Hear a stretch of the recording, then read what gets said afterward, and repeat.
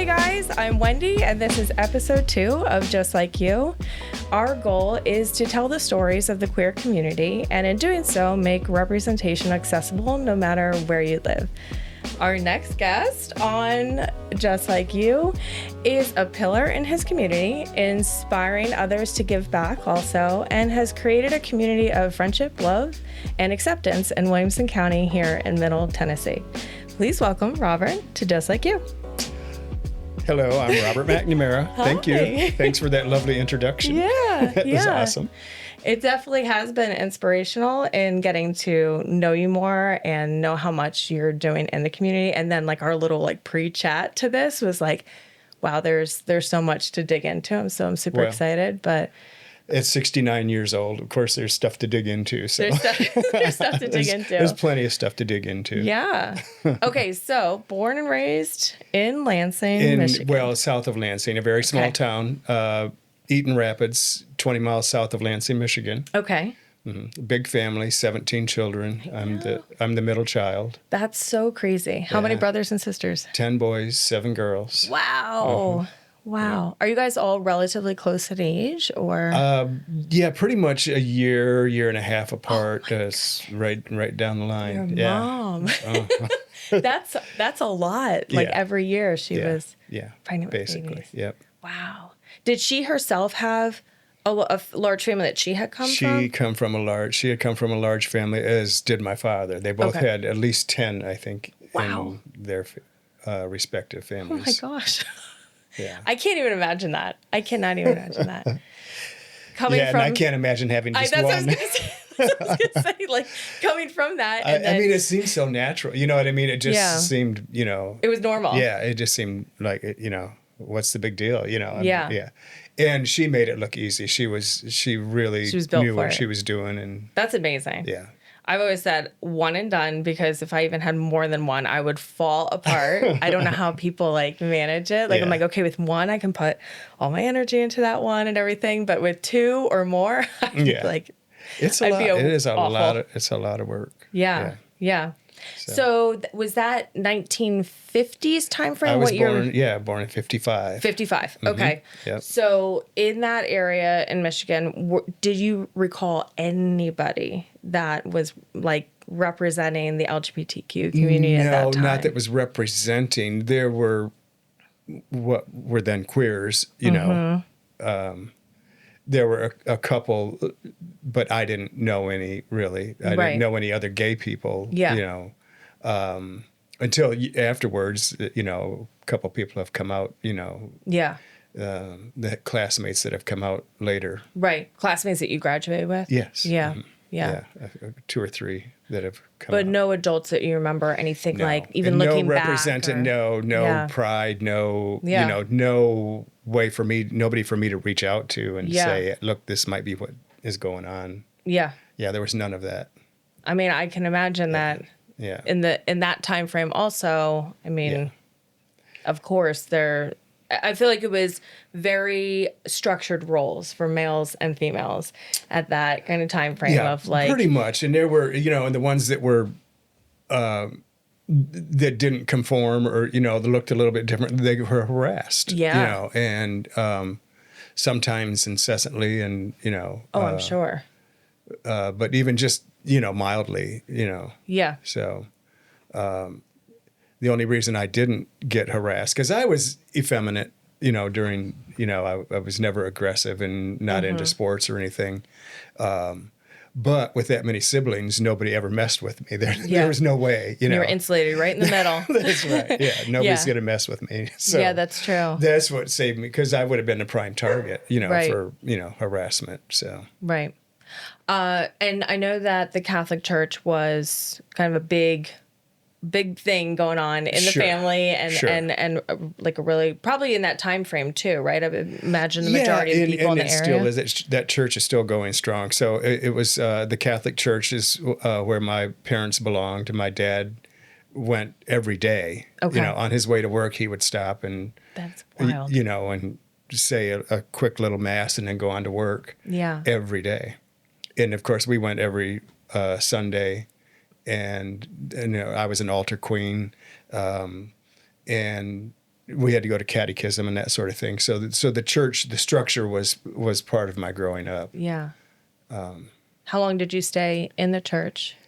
Until I moved out. And there was like immediate break. Well, yeah, pretty much. That's And then enough when I started coming, so I was, when I look back in retrospect, I've always known I was gay, but I never really admitted it to myself. Sure. So I didn't come out to myself until after 4 years in the Army. Right. So I joined the Army right after high school, just to learn to grow up, or, to be whatever, I needed to be.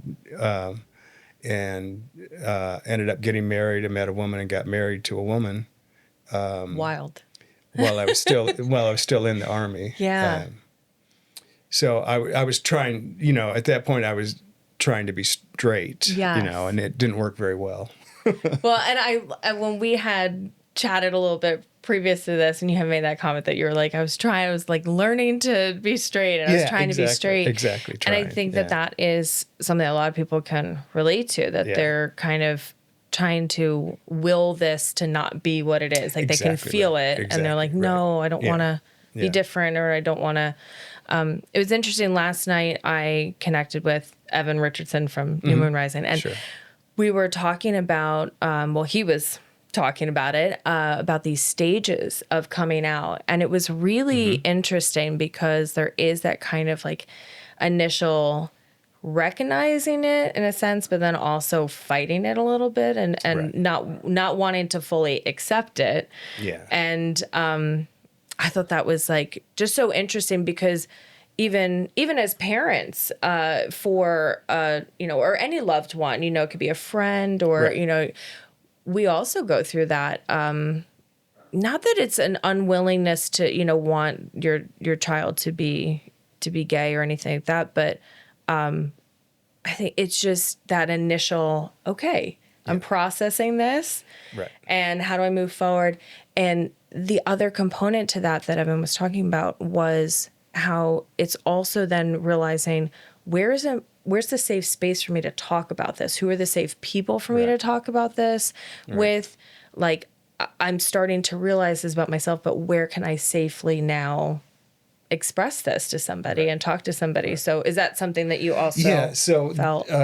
There's as many gay people are, there's so many different, everybody's coming out story is totally different. Absolutely. Like I say, in retrospect, I did know since second grade I've known, but I suppressed it and really didn't revisit it until I got into the Army, I guess, so, but yeah, everyone's is different. And if there's no place to look, there was no place for me to go. Yeah. And, it makes a huge difference, having a place, and now, the news cycle is so much more, present. Yeah. It's a different world now than when absolutely. When I came out or when I came up. So it's constantly changing, and mostly for the good, but not always. Yeah. But there's still a lot of hatred out there. Absolutely. Directed toward the gay community, unfortunately. Yeah. But yeah, it makes a big difference, and it's hard to know when and where, and everyone's story is different, and you come out in stages. I come out to coworkers, I come out to one or two family members, but not the whole family, and then eventually the whole family, and then, and I never did come out to my parents. Oh, interesting. Right. Yeah. Never. And you don't have to. It would have been nice, you know. I mean, they knew. You feel like in their heart they knew? Yeah, or just... they knew all along, I'm sure, or suspected all just along. You never had that actual sit down with them. Correct. And of course, I couldn't get married back then, but all the guys that I dated, whenever, when I would go home, whoever I brought home was always welcome. Oh, that's wonderful. There was never any hostility, but I just never felt I never had the courage to come out. Yeah. Interesting. So you would bring your boyfriends home, sure, yeah, and your mom and dad would meet them. Yeah. But none of you ever had. It was unspoken. The conversation. Right, yeah. Oh, that's right. wild. Yeah. Now, who'd you come out to first? Oh gosh, I don't. It's been so long, I don't remember. Probably. I think maybe my sister Mary. Okay. I think Is that she's a little bit younger, okay, just a touch younger, and then my sister Kitty, and then eventually, slowly, the rest of the family. But I don't know if I have that right or not, but I think that seems right. I mean, you had the excuse. There's a lot of family members. So remember. I had found my way in. So I eventually, after the military, when I came back home and was married, and we lived in Lansing, moved into Lansing, and I was driving taxi cabs. So then I knew where the gay bars were. Okay. So eventually, I found my way there. Okay. So at that point, then coming back after the military, then you're seeing more of representation and a presence of a queer community that was starting? Yeah, when I moved into Lansing. Okay. Big town that it is. Yeah. It's very small. So that was, I think you said you were in the military 74 to 78, right? So 78. So that would have been in 78 okay. that I moved into Lansing. Yeah. Yep. And that, I feel like that makes sense with a lot of what was going on with even just like hippies and the revolution of stuff and like free love and all those things that were happening at that time where people were really exploring stuff and being more open to kind of say to hell with these like, you know, roles of male and female and just kind of, you know, really exploring. Yeah. Well, that had actually started earlier than that, especially out in San Francisco. But nobody knew about it, or I was not aware of it. You know, exactly. It didn't cross the Michigan border for years later. It took a little time. But yeah, so you know, once I started going to the gay bar and saw my first drag show. And,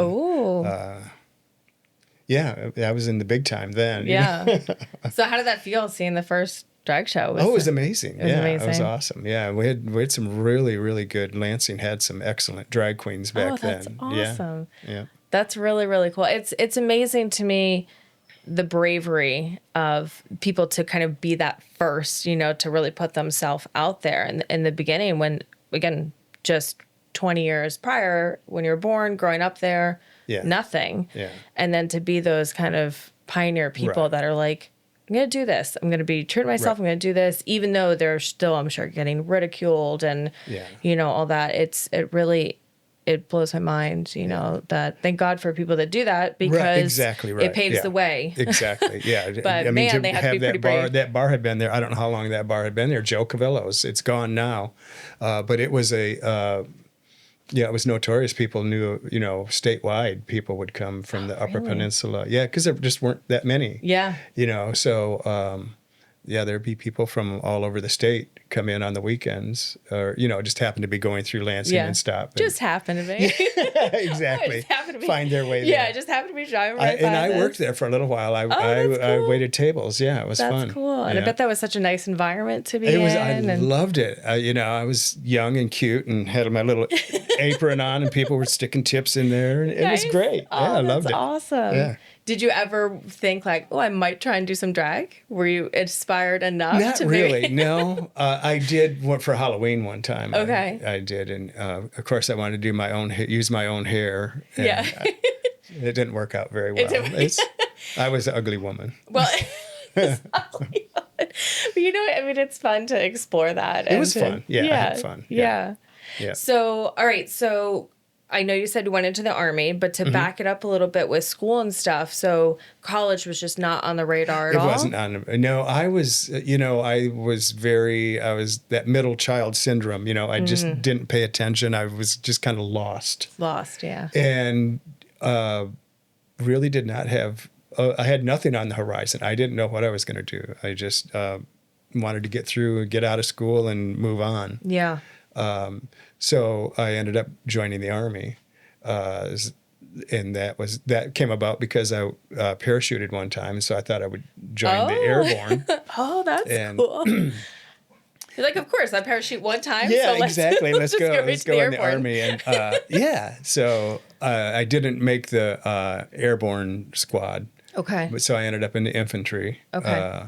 Which turned out fine. I loved it. I was in Germany for 3 years. Oh, that's awesome. And I loved it. Now, what was Germany like? Were they kind of exploring more in Germany? Were you seeing some of that? But I was, then I was still very shy as well, So I mean, we stuck to, on the post. We would go into town and stuff. But I think it was a lot. To me, it seemed a lot more forward than Lansing, Michigan. Yeah. So you hear like in other countries too. I remember like always growing up hearing about like in France and how like they just seemed like they were so much more like open and free. Right. And I'm like, and it wow. was, and it felt that way. But I loved it, and we'd go into town and we drank lots of beer back then, and still do a little bit, but it was awesome, and I spoke a little tiny bit of German. That you had picked up while you're there. Some of the some locals, and had a family in a small town that I would go and stay with on the weekends occasionally. Mm-hmm.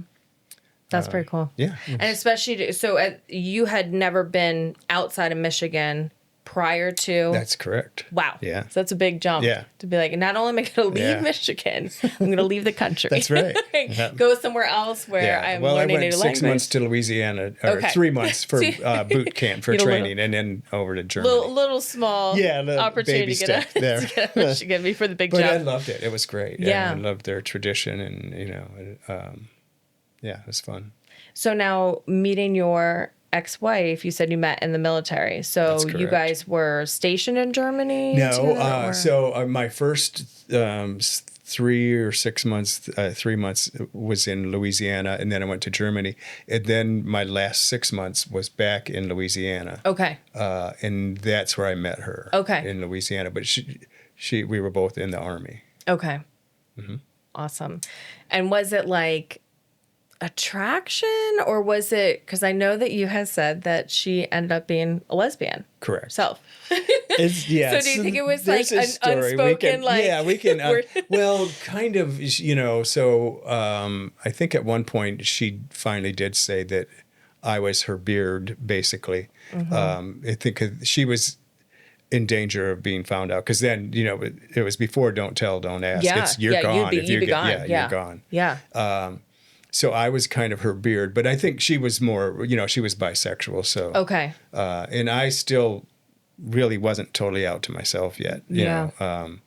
So we met at the at the NCO, the Non-Commissioned Officers Club, and just kind of hung out and just kept hanging out, and and it just seemed to work for both of us. For me, I was still trying to be straight. Yeah. And so we got married, and that lasted for about 3 years. Okay. I got out. She remained in the Army, so we didn't even live together the full 3 years. But wow. So I had gotten out and gone back to Michigan and bought a mobile home. Lived in a trailer park for a little while, and right outside of Lansing, and then she eventually joined me there. Okay. So we lived there for a couple of years. Now, was family still in Lansing when you went back and you had bought the mobile home? Did you still have siblings over there? Would everybody kind of scatter? Yeah, south of town. Yeah. Okay. Yeah, there's still, there's still family there, that are there to this day. Yeah. Yeah. So I would see family. That's nice. Yeah. That's nice to have gone back to. None of your other siblings went into any service? A couple. My older brother, Pat, was in the Navy, and my older brother, Joe, was in the Air Force, and my brother, Gary, was in the Army. Wow. Okay. Yeah. So almost half of you guys. Yeah, 4 of us. Yeah. quite a good amount. Not quite half, but yeah, just about. What about other siblings that went to college or anything like that? Yeah, my oldest sister. Well, Gary and Chick. I'd say less than half went to college. Okay. Or maybe it was pretty close to half. Okay. School teachers. My oldest sister, Chick, was probably the first one to go. Mm-hmm. And Gary went also.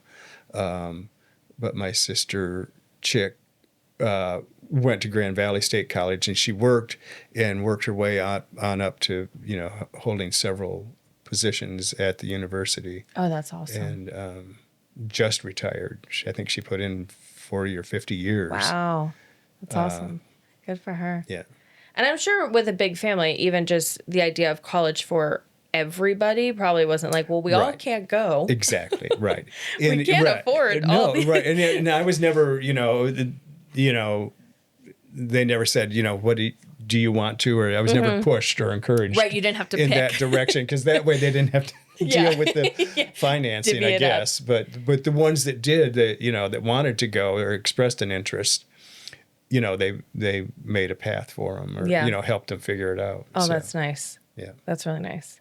Okay. So after you left the service, then what started to bring you away from Michigan? I think you said you had moved to Georgia, right? I moved, yeah. So I worked I drove cab for a little while, and then I went to work for GM. They started hiring, and I applied and got hired in, and that would have been in 81. And I worked for 6 years, and they had a big layoff, and they said it was an indefinite layoff. Oh. So I think I had 6 years in.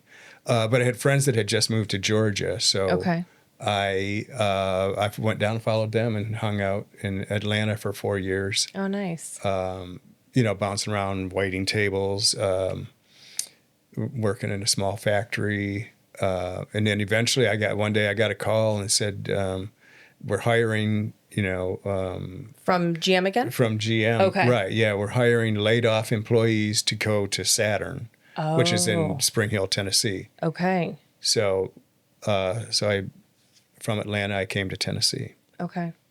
And have been here since. That was in 91. And you didn't know anybody, right? Because all the friends it was either Michigan with the family or Atlanta with the friends. Right. And I had a boyfriend at the time, and he came with me. Oh, that's good. That's good. Because that can feel definitely scary too. Like new job, new state. Yeah. And everything. But I loved it right from the start. My very first, I moved here in March. I woke up my first morning, there was a little bit of snow on the ground. Oh. Yeah, that's awesome. So I went for a hike that day in the snow, and downtown Nashville is not what it is now. Is nothing like what it is now. There weren't people pedaling cars, drinking beers. No, you could drive down there and park, and there were little junk shops. Wow. And, that's kind of what I had envisioned it was going to be. I had come here in 1996 for a figure skating competition, just me and my dad, and obviously we weren't doing Nashville. I don't even know what I was at that point, 14 or something. And but I remembered it being very sleepy and just kind of being like, where is everybody? Yeah, exactly. I just remember being very, very quiet. And then when we had moved down here, I was like, oh my God. It is, we can't do it. We can't hang with going on Broadway and downtown. Yeah. It's just too much. No, I know it is. It's outrageous now. It's chaos. Yeah. Yeah, I can't. Even when people come, it's like, I used to go down there with them, if a family member would come, it's like, no, there do it is. Yourself you go. if you want to. Well, we'll pick you up if you get drunk. Pick you up. That's what we've done a couple times. Is we're like, we will drive you through up Broadway, and they're like, drive. I'm like, you'll get it. And then we drive, and we're like, okay, I've seen enough, because then and we put the windows down so they hear all the singing coming from 50 different directions. That's right. And then I feel like they're kind of like, okay, I'm good. I've seen it. I've heard it. I don't need to come back. Yeah. Not saying to not come visit Nashville. Yeah, no, it's a great place. It's a fun city if you like. That might be your speed too. Yeah. We're just not drinkers, and that just, that whole scene is really crazy. Yeah. Okay, so you're talking about with the snow coming, your first day. So are you kind of love winter? Because I could see that was a moment for you there. You have to get out and enjoy it. If you're not, I had a snowmobile when I was in high school, right? That's awesome. I think my last year of high school, I had a snowmobile, and that was fun. Just jump on it and go. And we lived right at the edge of town. So, the country roads were right there. And, so zip around on that. And I was never really into skiing, so I like the snow, but I don't necessarily have to be in it all the time. Right. Yeah. I love winter. It's so beautiful and it's so peaceful. When you get a snowfall and you can just stand outside and you just hear that, almost nothing, but it's that snow exactly. falling. I absolutely love it. That is one thing that I miss down here is a really good snowfall. and take a hike in this. I love hiking in the snow. The crunching of the snow and everything. Mm-hmm. And it's like, it's almost that like, even though everything is essentially kind of dead, to me, it's almost like this rebirth in a way. It's like everything's white and pure and like clean, it's that beautiful. Like, I love it. And so that's cool because I feel like that's a rarity in Tennessee to have snow and you got a nice snowfall. So it was like a sign for you. And we used to get, a couple storms every year, and it's one good one usually every year, but now they're hit and miss. Yeah. It's some good ice storms too that were. And I had skates at the time. I remember skating up and down Dallas Avenue. Awesome. Yeah. That's so cool. Yeah. I love that. Okay, so you're in Spring Hill and you're back at GM, which is now Saturn, or is it Saturn GM? Right, okay. Saturn. That's right. So I came back up here and lived, worked at Saturn out in Spring Hill, and we rented an apartment, Old Hickory Boulevard, kind of Brentwoodish. Okay. Right nice. For a year, and then ended up buying a house. Okay. In Nashville. With the boyfriend? Yes. Oh, awesome. Mm-hmm. So, right. We looked out Williamson. Everything was just, already very expensive? Very expensive, right. Oh, okay. Not like it is today, but, sure. But in it was still out of the price range that we were, because I had been out of work for 4 years. And so really I moved here with $100. Wow. So I didn't have any money for a down payment or whatever. I was broke, when I came here. Yeah. So we rented for a year. Of course, the GM salary was good and the benefits were good. So it was a great job. I loved it and made it work. So after a year, we were able to buy a house. That's awesome. In 12 South area, which wasn't quite what it is now. And then ended up over in East Nashville, and then I met Tom, and I was living in East Nashville, and he was on Murphy Road over on the other side of town. Oh, okay. So while you were still dating, you had met Tom, kind of through friends or people that you're... we met at a bar. Met at a bar, okay. Right. So this is many years later. So this is, I moved here. The boyfriend and I, he went back to Georgia. Okay. And then I just dated off and on for several years. Yeah. Nothing major. So to back it up a second, so you were dating and moving with the boyfriend, and you talked about your parents meeting some boyfriends. So when did that kind of I'm out moment then really feel like it happened for you? Was it after the divorce, or when did you really feel that you could kind of own that you were out? Because you were saying, I've always known, but I didn't come to terms with it. Well, I think when I was still married to Deb, when we kind of had helped each other out of the closet, or she helped me out of the closet. And, so she was bisexual, and so she wanted a girlfriend. And I said, well, I know where the gay bars are. Right. So, so then we had an agreement, and, she could see other women, and I could see guys, but we couldn't cross over. Okay. And that worked for a little while. Then eventually we got a divorce, and once that started happening, then I realized, there's no going back. I am gay, and it's time for me to step up and own it. And, so and even at that, it's still phases of coming out. I come out to myself, and then slowly out to everyone else. Yeah. Now, did you find there was more presence at all in Atlanta versus what you were seeing in Michigan? Oh, yeah. Atlanta was ahead of. Yeah. Interesting. Yes. Yeah, very big gay scene. So then coming to Spring Hill after you were in Atlanta, were you like the brakes got hit again? You're like, but I knew at that point, so it was, because I didn't know anything about Tennessee, but I knew that I didn't want to be in a closet. So even when I came at Saturn, the team members did the hiring. It wasn't the management. Oh, that's interesting. So the team they needed someone else. They needed a couple more people on their team. So they pulled my application and they interviewed me. And I went. I wore as many. I had pierced ears and all that, and I did everything.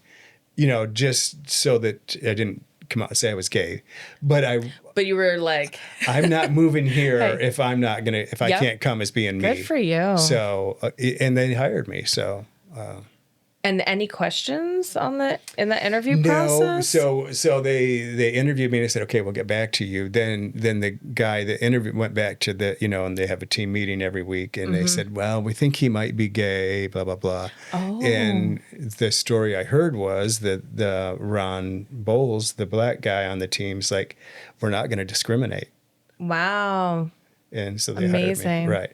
So they got my hints that, they think he might be gay. Good for you. That's such a smart way to have done it, to kind of be like, want to represent myself. Yeah. And that was a bold move for me, because I was never really that bold of a person. But I was like, I don't want to come here if I'm going to get beat up. I mean, I just didn't know what the situation was. Yeah. So. And you didn't want to go backward you had already made progress and already had owned so much in your truth that it's like, yeah. why are you going to step backward? Exactly right. So was Atlanta really that like kind of catapult too, and some more confidence of being around other possibly, people? Yeah, because it was a big gay community. It was very big. There were probably 10, 15 gay bars. There was just always something going on. There was a huge gay community. So there were gay neighborhoods even, like the entire neighborhood. That's amazing. Ansley Forest, I think, or Ansley Park or whatever. Yeah. But yeah, that was amazing. And so that was an eye-opener for me as well, and absolutely. Being able to be free and... Yeah. And again, like, why would you want to have that experience and then go back? Exactly. It's like going to college and living on your own and then having to go back to your parents' house, live in your childhood bedroom and like be told go to bed and when to eat. Like nobody wants to go backwards with their self-growth. So, yeah. So the activism part, that I know you were saying had really kind of started in Atlanta, right? That's where you got that first exposure. Right. Yeah. So tell me a little bit about that. Yeah, so somehow I ended up at Piedmont Park. There was a big protest for women's rights. Okay. And is that in Atlanta? I don't know where Piedmont Park is. Piedmont Park is right, yeah, very close to downtown. Okay. 10 minutes from downtown. So, I mean, and the park was packed, and it was huge. And I just met met a bunch of women and talking about the reproductive rights and what they've been through to get what brought them to their activism. And they had me right from there. I've always stood up for women's rights, gay rights, equal rights. Yep. And so from then on, I was, You're kind of hooked. Yeah. Yeah. Mm-hmm.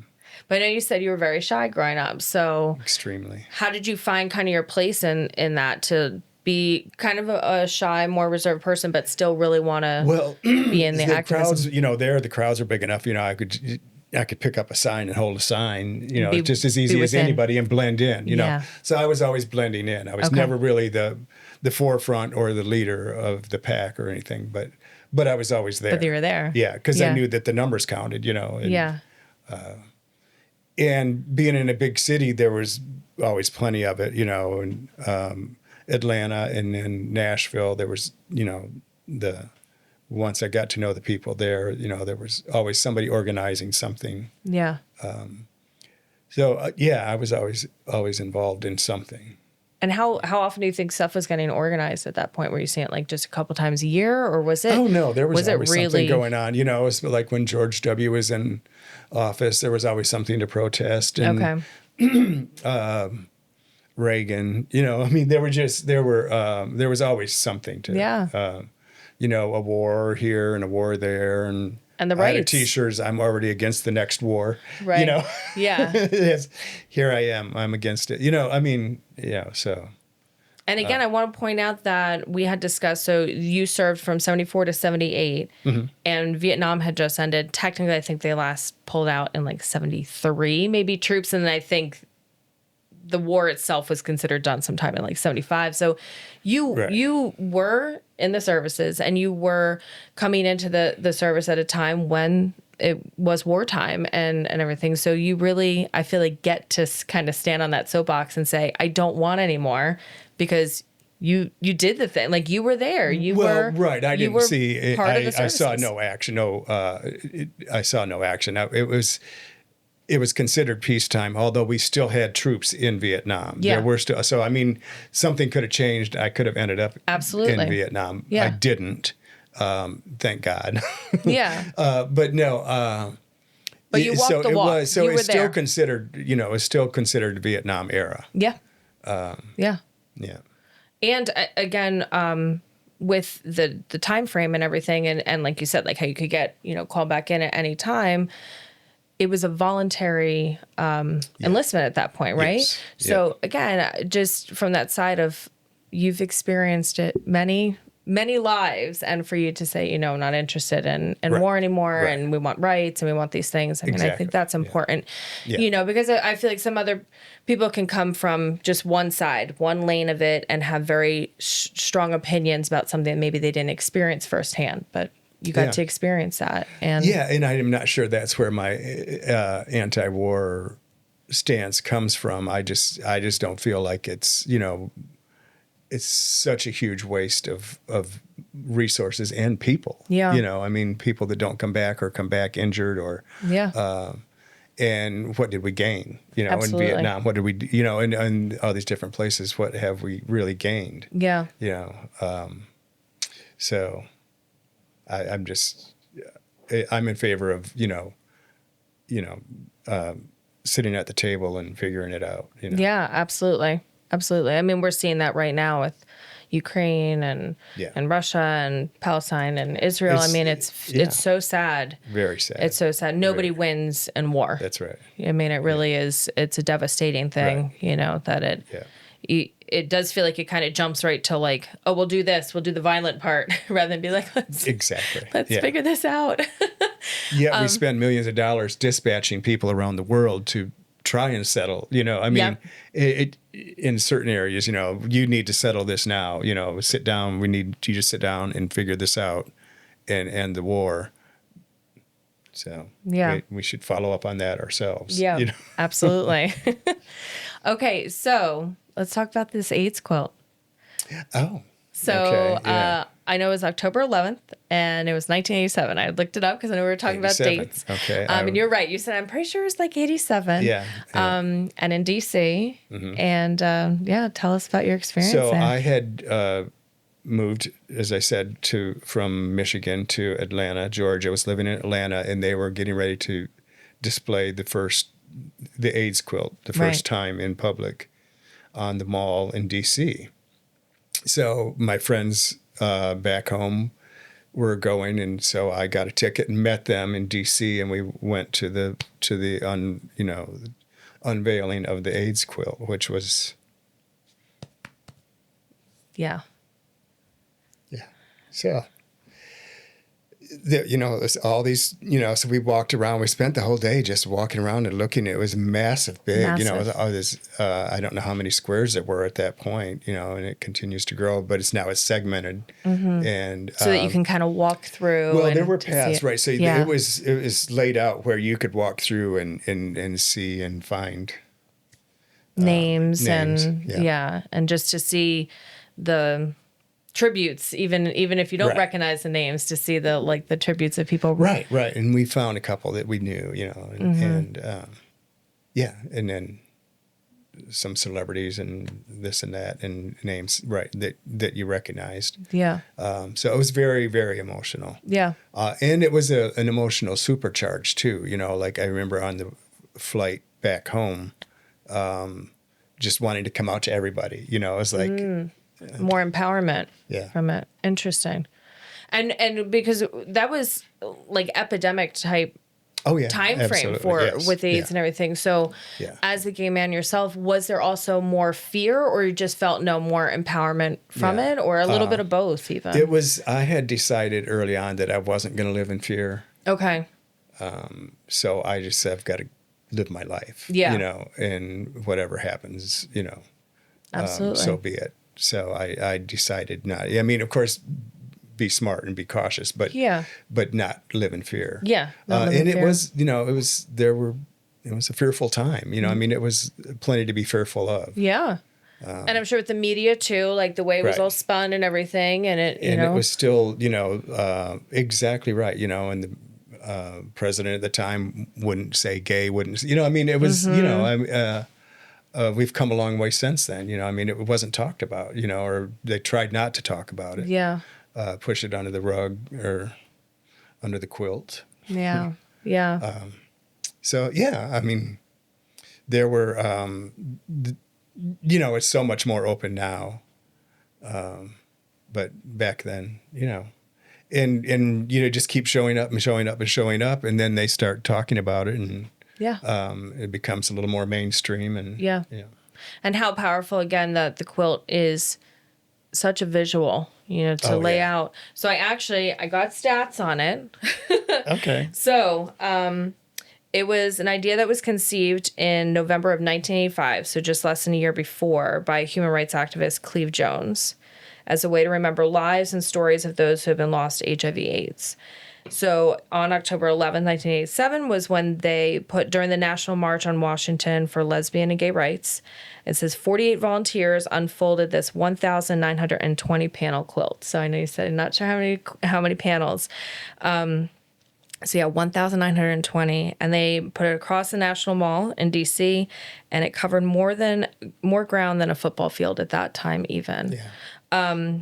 So then what I thought was so interesting is the quilt then toured the country for a year before it came back to D.C.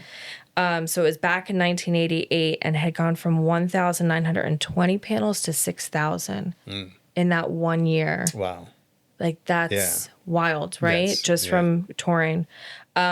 Anybody can create a panel, which I thought was pretty cool. They said to make sure it's like durable for whatever, if you want to paint, if you want to sew, if you're going to, you can put multiple names, you can put one name, however you want to do it. And I thought that was pretty cool that anybody could create a panel, and that each panel itself is 3 feet by 6 feet. So I was like, wow, that seems big, but it makes sense because, you're walking around, and 3 feet by 6 feet, I guess, isn't that big. Yeah. So that's, but then there's smaller panels in that make up that one panel. Right? Yeah. And then they sew them together, and then it's a 12 foot by 12 foot square at that point. Yeah. So, I mean, it really is kind of this big thing.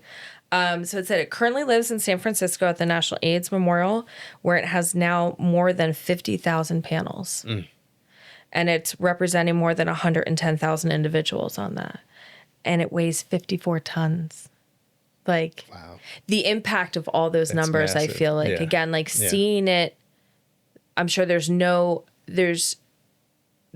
as impactful as actually being there and seeing it, especially even on that day, the first day, and the amount of space it's covering. But to then hear those numbers, 50,000 panels at this time, 110,000 individuals, and weighing 54 tons is just like... Right. It's become the largest arts project in history to date. And I thought it was interesting.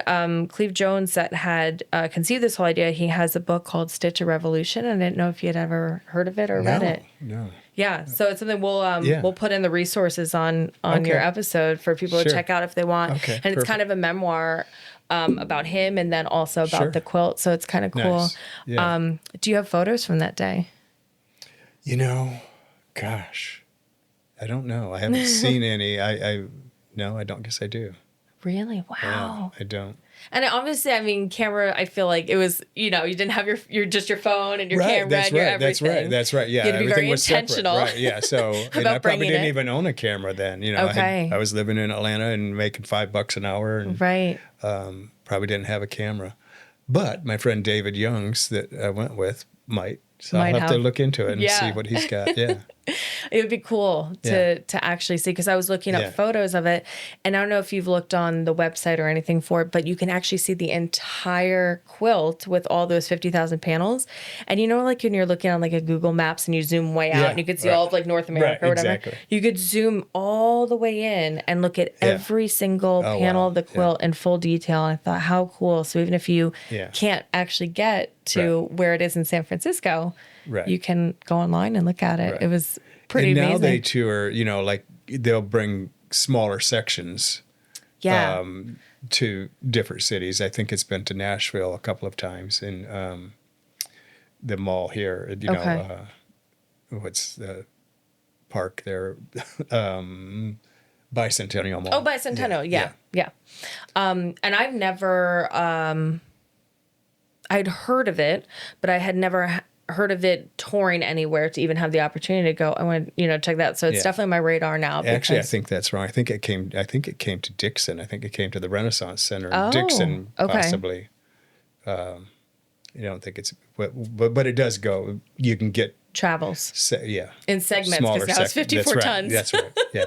That's what I was like, how did they move that whole thing now? So the little segments make sense. Yeah. So curious to back up a moment. You were talking about that first kind of activism thing in Atlanta, and that it was for women's reproductive rights. Mm-hmm. And that was, I think you said, like, what was it, 81 that you were in Atlanta? Yeah, let's see. It would have been, early 80s, right? I moved there in 87. So it would have been, I was there from 87 to 91. So it would have been in that time. In that time frame. Yeah, it was probably right after going to, so 87, 88, maybe. So late 80s. Yeah. So now here we are in 2024. Right. Are you absolutely shocked that 2 years ago that Roe v. Wade got overturned? Like, were you like, what am I? Yeah. How did this happen?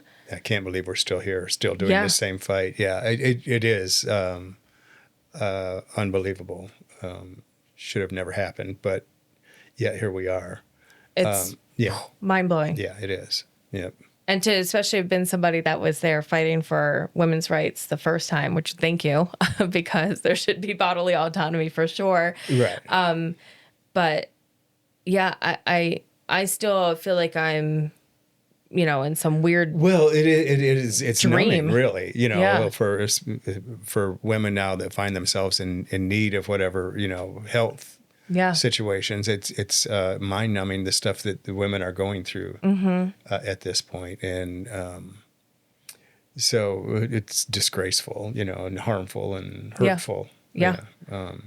And knowing what it was like prior when you guys were fighting for women's rights and stuff with that, do you actually feel it's worse now? Like, in a sense of like what they're threatening as far as like crossing state lines or things like that? Exactly. They're finding ways to make it extremely hard and hurtful. And it's mean-spirited. Yeah. It feels like. Yeah.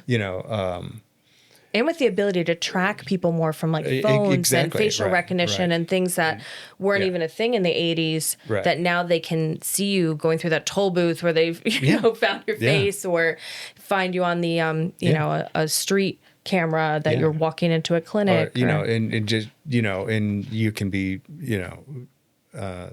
just for helping someone, assisting someone get across the state line, it can be illegal, It's a wild time. It reminds me, not that I obviously lived through it, but the stories I've read with like the Underground Railroad and people trying to help with slavery, and how they're putting their lives and their families' lives at risk to try and help, but they knew that it was the right thing to do. Yeah. And it's so similar sounding to a lot of those things where some people are risking their careers as physicians and doctors and things. And it's definitely, I'm still very shocked that we're here and that it's actually getting worse. It's getting worse. That's right. That's right. It's not undone. It's getting worse.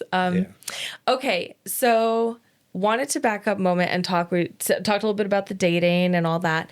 How was that process for you? Because dating for anybody is a journey of kind of kissing a bunch of frogs, right? But how was that kind of like I don't know. Dating for me, I don't know. It was, I don't know that I would really, I was just out and about, more partying than really dating. So trying to find a delicate way to put that. That's right. Okay. Girls just want to have fun. Yeah. And I mean, that's probably a great way to do it, because I feel like so many people, myself included, are like, okay, I'm dating, it's something serious, but then you're missing out on other people and opportunities. I mean, and I bounced back and forth, so I dated a little bit and then partied a lot. So I had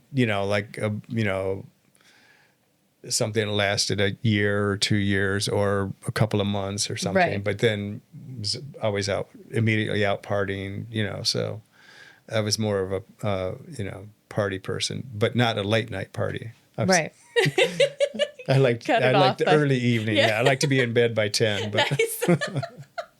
That's great that you were always like, no, we got to do this early. That's right. Let's get this party started. Yeah. Right. That's great though. And again, it's like you found your way out, right? And you found like this life and this truth for yourself. So again, why not explore that and have fun with it and really enjoy it. Yeah. So many years of having to kind of keep that all in. Right. Do you think maybe that, like, do you find that would you still consider yourself shy? Would you label yourself still as a shy person? A little bit. I'm borderline, I guess. Yeah. So do you think any of that was from being closeted as a child naturally because you could come out? I think exactly that's reserving some of that. Yeah, reserved.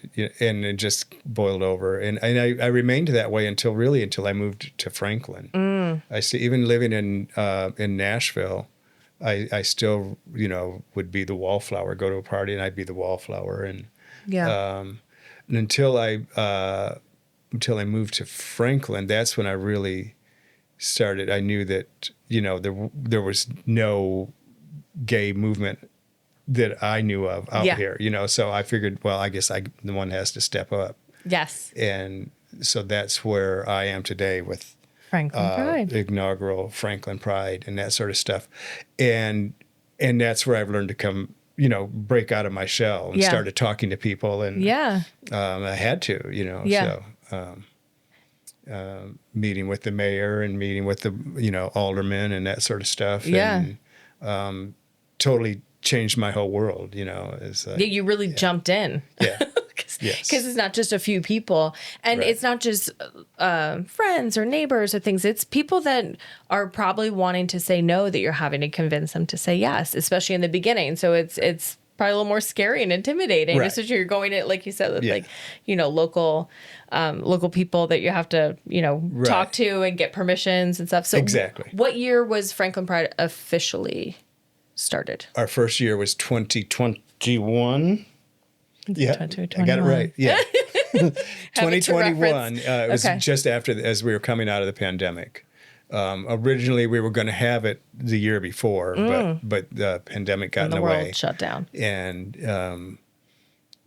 that did, as being the planners, that did us a favor. So it gave us another year to actually come up with a really good plan. Yeah, absolutely. And so it worked out,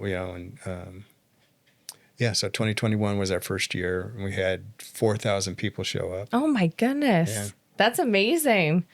That's a phenomenal turnout. Yeah. We were expecting 500-600, something like that. Yeah. And I remember standing there in the field, that long driveway, there's those white fences, cars just kept streaming. Oh, my God. That must have been like another big moment, just like with the AIDS Quilt, like the impact it blew me away. I mean, it really just blew me away. Oh, my goodness. Just seeing all those cars. And all day long, they just kept coming. Yeah, 4,000. And do you think there were some allies in there also at that point? Oh, absolutely. That's great. Absolutely. That's really great. So they're already coming up. Every movement needs their allies, and we have plenty of them. And that another blow-away moment was the amount of families, young families, moms, dads, pushing strollers, bringing their kids to Franklin Pride. Yeah. That was amazing. And a lot of them, not just a handful, it was a lot of them. And it's amazing that now we have, going forward, we have children, being enlightened, and embracing all aspects of life. Yeah. And, the fortitude to do that, to bring your family to Pride, that just blew me, because that would never, that really blew me away. Yeah. To see that, especially going back to how you said, like, you never got to really have that sit down conversation with your own mom and dad. And then to see these supporting families there. Yeah. That's with the free mom hugs too. I feel like that impact is so big, because even though it's a stranger to these queer individuals, whether they're underage or they're adults or they're, young adults, full-blown adults, whatever. Yeah. Even though they're strangers to them, it's like that support is so important when you don't have it. And to feel that somebody is saying, I'll be that for you. So I can imagine seeing that for yourself, like, wow, this is amazing. Yeah. It's amazing. So who was in that initial group that kind of so I guess what started it was, Tracy Halloran and her husband, John, and we had a little lunch group, and we just, we would, every Tuesday, we would, sit at the Bunging Up Pig and drink some beers and dream. We just had conversations about, what was happening at the church where they were sending kids off to reparative therapy and that sort of stuff. And all these conversations, how can we help? Let's start, let's do something. You can't just go to them because they're not going to listen. Oh, yeah. They are not going to listen. Yep, no. And eventually I had found my way to PFLAG Franklin, and Ginny Bailey was the president at that point. And she invited me to eventually, I kept going, and showing up, and Tom and I both went. And eventually I was invited to be on the board. Nice. And I first said no because I just didn't think I had the, Yeah. But then I came back and I said, yeah, I think I would like to. And in my first meeting, I said we should have a Pride event. Mm-hmm. And they said, okay. So I was chaired the Pride committee. And that's how it started. Franklin Pride started as a committee in PFLAG Franklin. Oh, that's awesome. And then eventually we applied for, by the time we had our first Pride, we were our own organization. Yeah. Okay. 501c3 organization. Yeah. So you can donate. Yes, that's right. Tax deductible to the fullest extent of the law. And there's no limits on when time of year or anything that somebody could donate, right? No, you can donate at any point, year round. We cannot sell. We can only sell twice a year, like products and stuff. Gotcha. But donations can come in year round. Okay. Yeah. And that's on your website? That's, Franklin Pride TN. Donate. .org. Okay. Yeah, .org. So you had mentioned Tracy. So you guys were already like fast friends at that point? Yeah, we were buds. Yeah.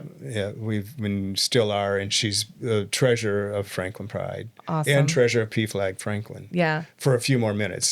She's getting ready to step down over there. Yeah. I know. It's so sad. Yeah. But it that's just how it works with boards. Yeah. So it's nice to know that you had that support of PFLAG, which was established and under you to kind of say, yes, you spearhead this for Franklin Pride, but we're here kind of supporting you, and also to have a little bit of structure already and maybe have gone through some things. Or were they already doing the, in the parade through downtown Franklin, was there any representation at all in that parade at that point for? No, we've never had a parade. No, it's just been the festival at the park. No, we never had a parade. So, but the one that happens in, when was that in downtown Franklin? Was that like around Christmas or? The Christmas parade. The Christmas one. Okay. So with that one, was there any representation at that point of PFLAG or anything, or? We had a float. You did? Okay. We had a float maybe 2 or 3 years ago. We did a float. It was cute as hell too. Oh. It was. Do we have photos of that? Maybe we can put up a photo. Yeah, I do. Oh, good. I'll have to bug you for it too. We can put up a picture of it. It was a cutaway gingerbread house. Oh, cute. And a gay couple sitting in the gingerbread house. So it was the front and the back, and then the sides were open. Yeah. It was very cute. Myself and David Neal were the couple sitting. There was a little fireplace on the back wall, so we're sitting basically like this. Yeah. With the fireplace here, and that's cute. We each had a little lap dog, and it was we won first prize for a nonprofit. Really? Yeah. Oh, that's awesome. Yeah, my first experience with that parade was last year, walking with I guess it was PFLAG's float then or thing, and then a little bit of Wilco Iris was connected with that too. And so I just remember I was walking with Tracy, and we were barely keeping up, throwing candy. Her and I were hard, we were so far behind. We're like, they left. Like we were walking, like power walking, just trying to get the candy out to all the kids. But so their sister organization, Wilco Iris and Franklin Pride and PFLAG Franklin are, we're all our own individual, and now the Arch, right? Franklin Arch. Yeah. Franklin's, is it plural? Franklin's, yeah. Yeah, okay. Belonging to. Yeah, exactly. To connect them all together. There you go. So sister organization. So when we do the float, we all do it together. So that's nice. Yeah. It is really nice to have that. And with Franklin's Arch, it was also like so much was already established in Franklin, and just wanted to kind of connect those little pieces, but it's such a nice community.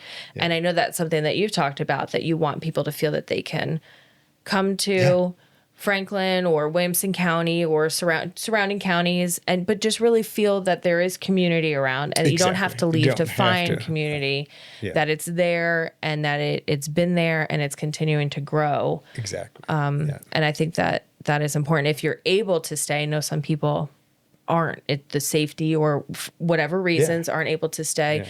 But if you're able to stay and really lean into that community and help to continue to promote it and build it, it's only going to make it better and better for those next generations. Exactly. So we went from, when Franklin Pride started, so the PFLAG Franklin had been around 10 years. Okay. So Sharon Collins was the founding president of that.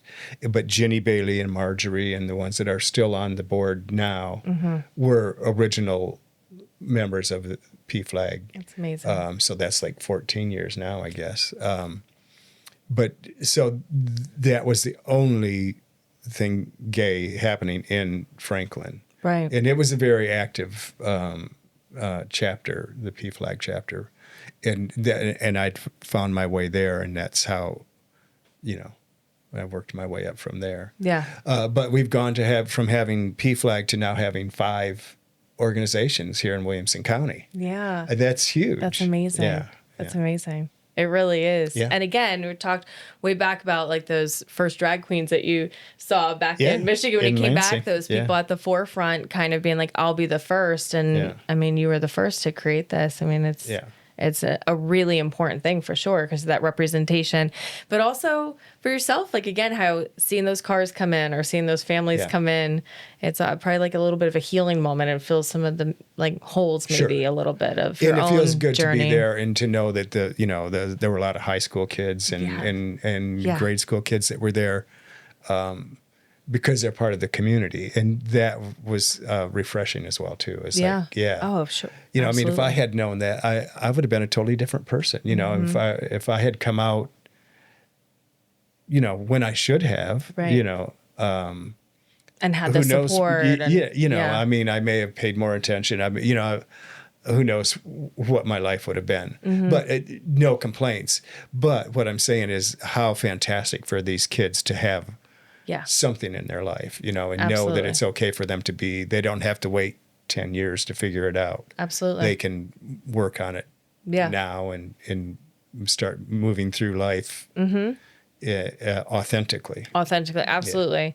And to know that even if it's not right in the home, that they have the support or whatever, that the community is there and that they can find that. And again, with social media, you can get on Instagram or on TikTok, but I especially like with Instagram, finding all these different, it's mind-blowing when I had created Franklin's Arch and I was like, okay, let me learn what's out there. And it was just one thing after another after another. So this is amazing. Yeah. It's literally out there. It's all over. Yeah. So that's really nice too, because not everybody has the support at home, but knowing that they have the community to lean on is really big. And also the representation to see themselves and others. And sometimes that might not even be a young adult, right? That could be somebody that's very late in life going, wait a second. No, that's right. Yeah. I'm here to own that. And I might be 70 and starting this journey. Yeah, but and that happens. Yeah, it happens, right? And they need the community too. And they need that support too. So... And the mothers and stuff I've had, especially after the first couple of years, I don't know, I've had mothers melt in my arms, Yeah, that's a big impact for sure. They did save their child, There one family I remember was going to move back to New York because they just couldn't take it, but they came to Pride and their child just lit up and it's like, oh my God, I can live here now. Yeah, my people are here, my support is here. Right. Yeah. Makes a huge difference. Oh, it's a huge difference.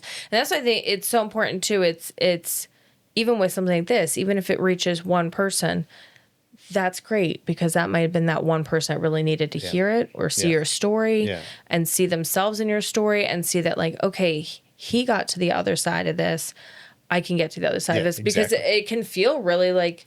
It's very daunting. Yeah, very either isolating. Maybe you're in a very rural area where you're just not seeing it, or you're in, a family environment or with the religion or various things that are keeping you from being able to kind of, honor your truth and start that journey. So it is so important. And I love that you've had those moments with like the moms and stuff, because that's where I said in the beginning that you really are inspiring others to make change as well, because, you know, Franklin's Arch wouldn't be a thing if I hadn't met you with Franklin Pride, and then even with P-Flag Franklin, and those things inspired me to go, what can I do to kind of help? There's a little niche here that needs to be met, right? Yeah. So it really is inspiring, you know, to create more community. Okay, so going back to Tom, your husband, you guys have been married 10 years, right? Yeah. So when I was doing the math, I figured out that you guys probably did not get married in Tennessee then, right? We did not. Because it wasn't legal across the entire U.S. at that point. So where did you guys get married? We drove to Davenport, Iowa. Oh, Iowa. Oh, I thought it was going to be like New York City. No, we went to Iowa. And one of the reasons, part of the reasoning was, well, it was easy to get to. You know, I was working full time, you know, tons of hours. And they were one of the first states that they were before California. That's crazy. I should have looked that up. Iowa's one of the. I would have never gotten that right. It's not the first, but it was one of the first. Wow. Yeah. Good for them. Good so job, I Iowa. was like, all right, that's on my list then. So they had the courage to do that, so we can drive there and do it. So you just did like you two together? Like kind of an elope just the two of us. thing? Yeah, we went and Justice of the Peace, and then went out and partied that night. And nice. Went to on trend for you, but done by 10. So, yeah, exactly right. Yeah. I might have stayed up a little bit later that night. On the wedding night, maybe 11. Exactly. That's awesome. But yeah, we couldn't get married in Tennessee. So okay. Yeah. And then the next year, the Supreme Court ruling came down. Yeah. And that had to feel so good too. That was amazing because that happened. That was I was attending Nashville Pride, and that was downtown in front of the courthouse that year. And the ruling had come just that days before. Right. It was like June 26th or something. I feel like it was when I was doing the research. So the cloud, it was just euphoric, you know. Yeah. Wow. Yeah. Amazing. Iowa. I'm blown away. If I bet money on that, I would have lost a lot of money. That's right. And then we got there, we got our hotel and stuff, and we ended up staying a little bit out of town. But then it turns out that one of the big, I don't remember the name of the hotel, but they were offering packages for gay couples to come there. We didn't know until too late, but Darn it. Missed out on the package.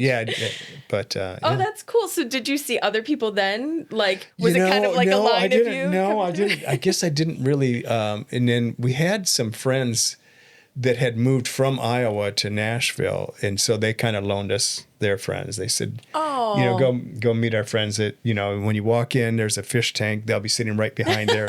They're always there. They'll be there. They're always there. So the fish tank. So, awesome. we, had a group of friends that, Oh, that's so cool. Yeah. Now, they took us out to dinner and a little celebration. Mm-hmm. That's awesome. Do you still stay in touch with fish tank friends? No, the fish tanks. No, I don't guess we ever really even exchanged any numbers. But yeah, it was different. It was different time to do that. So how long had you and Tom been together before you got married? 4 years. 4 years. Yeah. Who proposed to who?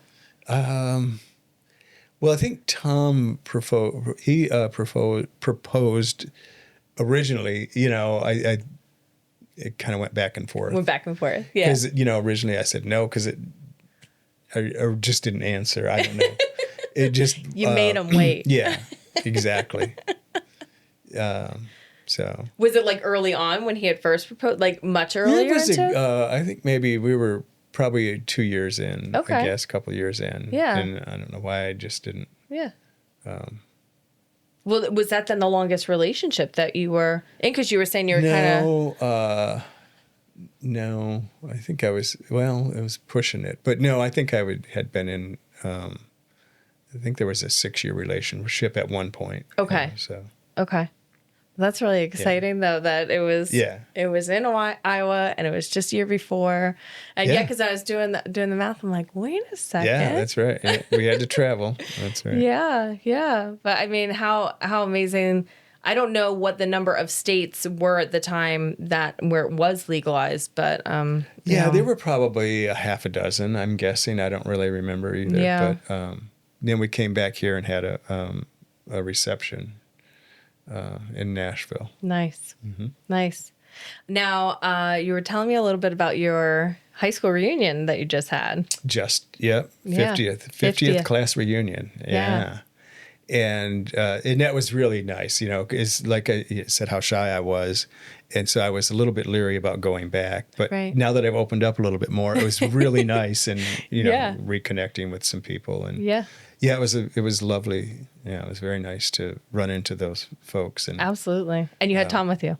I had brought Tom. And, Mm-hmm. Was there, I think you had said there were some other classmates that were then coming out. So were there others that were there with spouses? They weren't there. They weren't there. I think I was the only out gay person there. Okay. But people that, people I'd talked to, their children were whatever, had gay children and this and that. And so it was a small town. How far, like everybody's come, right? At that point, like to be like, we all have kind of learned and grown, and some of us have grown ourselves and others for children. That's pretty cool. 50th. Yeah. Wow. That's amazing. Amazing. So. Yeah. Well, you have definitely lived many, many lives. I love all the stories. There's a few layers here and there. Yeah, exactly. The next one is with PFLAG. I possibly might take over the next presidency of that. Really? Yeah. Oh, okay. So, a little preview. That's what I was going to ask. What are your goals and what's next for you? So I'm still involved with Franklin Pride. As you know, Clayton is currently the president, but I'm still very much involved in that, and I'll stay involved. And but with PFLAG, the president can only serve 4 years. Right. As the new national guidelines. Yeah. And so I've been asked if I would be interested. So that's awesome. So it's not a done deal, but that's a year down the road yet. Right. So a year and a half down the road. Yeah. For that. So kind of a full circle moment in a way. Yeah. So I'm thinking I would probably accept that and spend more energy there, but still be involved as much as they want me to be, with the new board. We're building the board up. Yeah. Franklin Pride's board is up to 11 people now. That's awesome. And some really excellent talent. So that's really cool to like kind of so it'd be nice to show. That's right. Yeah. Take it and run. Yeah. And now, how have the numbers been? So you started with 4,000 the first year in 2021. Yeah. How have they grown? So it's gotten up to gradually up to 7,000. Awesome. Last year was a little bit low. We missed our mark last year because of the rain, a lot of rain. It was rainy and blustering and God. Like bordering on people were stuck in the mud. We were running, pushing, But we were there. A lot of us were there. We rallied. But the thing is, everybody was still having a good time. It was, it was rained a blast. Almost all day, Yeah, and it just added to it. Yeah, so it really did. Yeah, it just added. So we think 10,000 maybe next year. That's an awesome goal. I bet you guys will hit it for sure. June 7th, 2025. Yeah, and anybody's welcome to come, right? Everybody. Yep. Yeah. Yep. Okay, so any little tidbits of advice that you'd want to share with either the youth or with anybody? Because again, we said you could be older and coming out, but with the youth, just don't be afraid to be yourself. Figure out who you are and find a path to get there, and do it sooner than later. Yeah. Find your path, find your footing, and it's rough and it may seem daunting, especially, in a community where, like we talked about, but find a way to get there. Find a way to get there. Yeah. Yeah.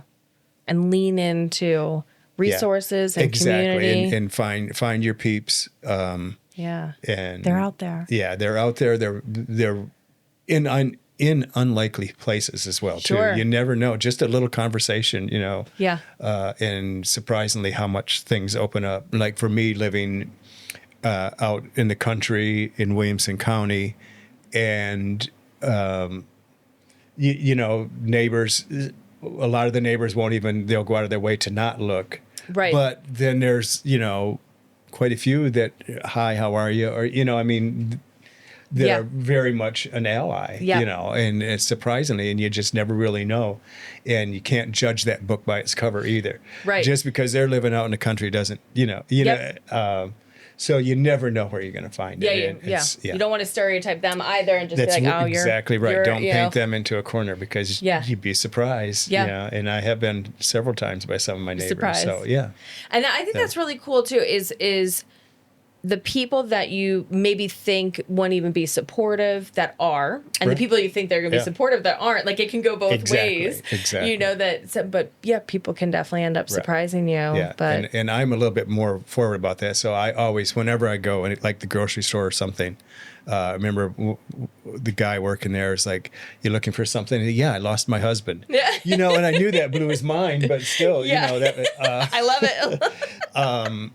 But and I do that at every opportunity. Like I go play pickleball, 2 days a week. Yeah. And I always make sure, sometime I'll wear a Pride T-shirt, but not always. But or talk about my husband, and you just never know. So always be looking, and it's there. The help is there. So yeah. That's awesome. And I know something that has come up in like PFLAG meetings that we talked about is even the impact of wearing like a little pin for somebody, maybe it's just an ally that, like a "You're safe with me" pin, or even just to have like a rainbow on it, or some little identifying thing where somebody can see, hey, that's a safe person to connect with or talk to. Yeah. I notice it with my own daughter. As soon as she can recognize that that's like a safe person, whether it be like, a clerk at a store or something, I can physically see like the shoulders kind of relax, and it's like a little more chatty. And so it does make a difference. Yeah. And exactly. I went shopping one day and I had to go to, the store that's very, very, very extremely conservative. Oh. And I was wearing this shirt. Nice. It's like, the bold orange. But standing in line, and two women the next line over is like, "Oh, our church is coming to Franklin Pride." Oh, from like across the way too. Yes, I like that. So everybody can hear our church is going. That's right. We had several. Awesome. We had like 8 churches, set up camp. That blew me away. The first year we went, I was so blown away by how much representation was there. Yeah. I really, I was shocked. Yeah. I thought that, and then this year again with all the rain and everything, to see even more, it felt like, and I love that. And also they were talking about like, we have maybe specific like group days to meet or various things. When I would stop and talk to each kind of church table, they're like, we're offering this for the queer community or this. I thought that's great. Besides just being accepting, they're also trying to create a little bit of a space. So if it still feels a little scary to kind of go into like the general population, we're giving you little pockets of like safe. So that's really cool. And that again, I'm sure was next to non-existent prior to really starting with Franklin Pride and getting out there. Did you physically start going and go to churches and connect with them and talk to them? No, they've all reached out to us. They've all reached out. Yeah, we haven't reached out to any of them, right? That's amazing. They've all reached out to us, That's really great, like to see that they're trying to learn and trying to grow and trying to accept. And we've done really very little advertising. We have a website and this sort of stuff, but the Tennessean picked it. Our first donation the Tennessean got wind of this, of Franklin Pride getting ready to happen. Mm-hmm. They ran a story before we ever released anything. And it was a good positive story. Yeah, and so that's really cool. We had the website up, and we got I think it was a $5,000 or $2,000 donation. Wow! Before we even started doing any fundraising. That's amazing. That feels so good. Yeah. Yeah. And then it just took off from there. Yeah. So that really gave us, feet, and so I've done most of the fundraising for that, and it's paid off. We've, every year we've met our goal every year. That's awesome. Well, thank you so much. Well, thank you very much. I've enjoyed learning more about you. And Thanks. Truly, when I say you're inspirational, I mean it. And I know that I would think that you've heard that before from people, like you're saying with the moms and stuff. But really, again, pioneer person to lead the way with stuff, and to go from what you explained as a pretty shy boy to a really confident person that's out there owning their truth and stuff. It's pretty cool. And again, this whole concept of the title of this, the Just Like You, is just to really come to the table and connect on things where at the end of the day, we are really no different. We're just people existing. And, you know, we can have similar stories, or we can relate and sympathize with things, even if our stories are different. So yeah, thank you so much. Yes, thank you so much for having me. I appreciate it.